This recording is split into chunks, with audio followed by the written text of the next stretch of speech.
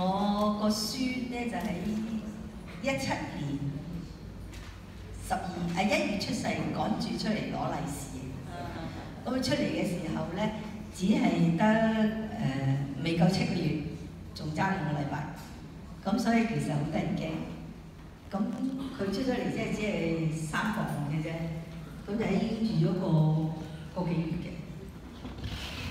咁佢翻咗屋企之後咧，就佢媽咪湊佢啦嚇。我自己翻工，我唔得閒理佢。咁喺6個月之後，但係家姐因為感冒啊、傷風咳，咁啊惹晒個細佬。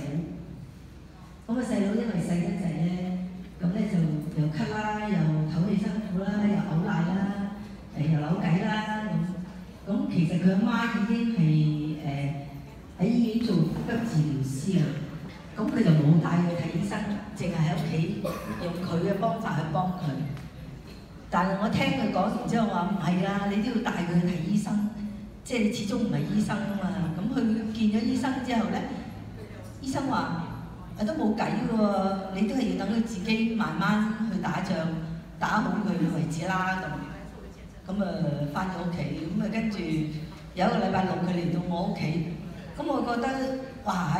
以我哋舊思想咧，咁樣唞氣法好得人驚嘅喎，即係嚟緊會哮喘啊或者肺炎嘅。咁我女就走咗啦，擺低咗個細路。咁我就冇問過佢同唔同意，佢就瞓咗覺，我擺佢喺膝頭哥度。咁2隻手，一個手喺前面，一個手喺後邊，就幫佢做咗1個鐘頭嘅醒咗。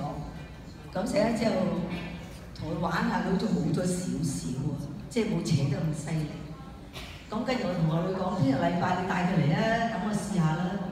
咁我女見到，咦，又好似好啲喎，咁你第2日就帶佢嚟。咁因為小朋友瞓咗3次覺，咁我同佢做咗3次，有3個鐘頭。咁跟住之後翻屋企之後咧，佢阿媽話：咦，真係死得喎，阿媽，佢好翻喎。定係我有機會，我都想去讀下。但係因為喺醫院翻工咧就好忙，即係按 schedule，所以暫時未報到名。多謝晒。